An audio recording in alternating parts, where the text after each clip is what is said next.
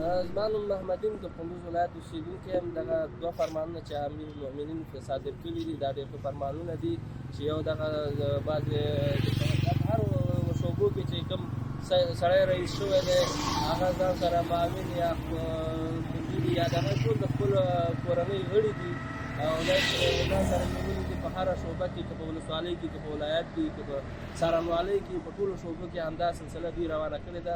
خو که چېرته دغه فرمان عملي شو نو آینده به یې ښیي او پایلې به یې ښیي.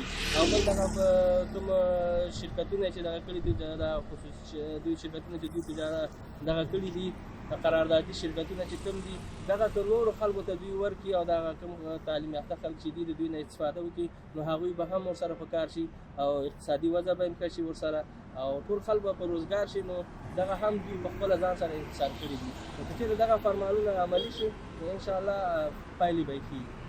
عبیدالله احمدی هستم، یک از باشنده های ولایت کندوز.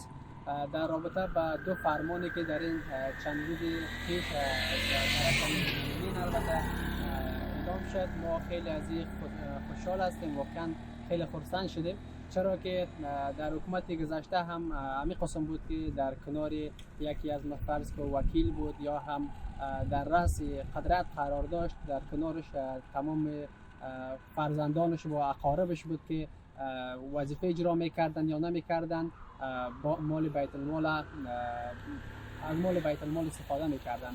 و امروز خوشبختانه ما خوشحال هستیم که این فرمانی که از طرف امیرالمؤمنین اعلام شده باید عملی شود و این کسایی که در فرزندانشان بچه‌هایشان در کنارشان هستند و قدرت هستند یا برطرف شود و کسایی جوانای تحصیل کرده وطن که امروز واقعا یا به خیلی مشکلات تحصیل کردن، درس خواندن، به یک موقف رسیدن یا باید در آنجا گماشته شود و مصدر خدمت و هموطنان شوند.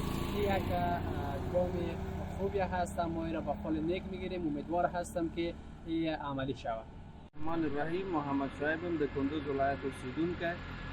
دغه دو فرمانه چې په دې وخت کې د امیرالمؤمنین لخوا صادر شوي دي واقعا موږ دا تقدیروو، خوشحاله یو چې داسې فرمانونه صادر کړي دي. او دا ده چې دا حکومت د ټولو ده، دا نظام د امارت د ټولو ده او ټولو دی کې سهیم دي او په امارت باندې حق لري چې دوی ته زمینه د کار مسایلو کې د دې ښه خبره ده. هغه مسؤلین چې په اداراتو مسؤلین دي هغوی نه باید خپل هغه د کورنۍ غړي راولي مقررې کړي، بلکې هغه ځوانان چې غریب دي، ورته کسان دي، ځوانان دي، واقعا کدرونه دي، زحمت یې ایستلی ده، هغه باید مقرر شي، په آزاد رقابت نه راشي، خپل په چوکۍ کښېني او خدمت وکړي د ملت ته.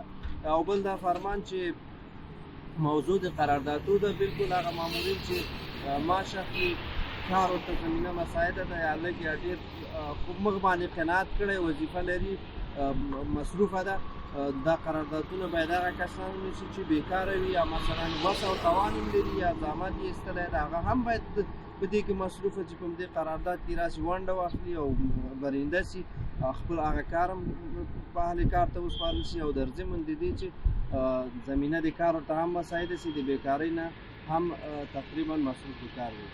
یک محمد صدیقی هستم، یک تن از شهروندان کندوز. فرمانی که از طرف امیرالمؤمنین صادر شده به خاطر اقدام مسئولینی که بچه‌هایش اقاربش در اداراتشان استخدام میکردن. این جوانای تحصیل کرده کادرهای ما خیلی ناامید بودن قبلا که نمیتونستن که در یک پست خالی رقابت بکنن. مسئولین همو خویش و اقارب و پسرای خود میومدن مقرر میکردن.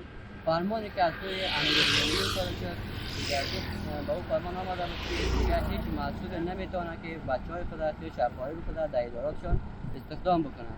این یک نوید خوب، یک گام مثبت برای جوانایی بودن که زحمت کشیده بودن، لیسانس شدن، تحصیل کردن، سالها امیدوار بودن که یک بحث در یک جای بیکار شود تا اونا اونجا رقابت بکنن و از طریق رقابت استخدام شوند.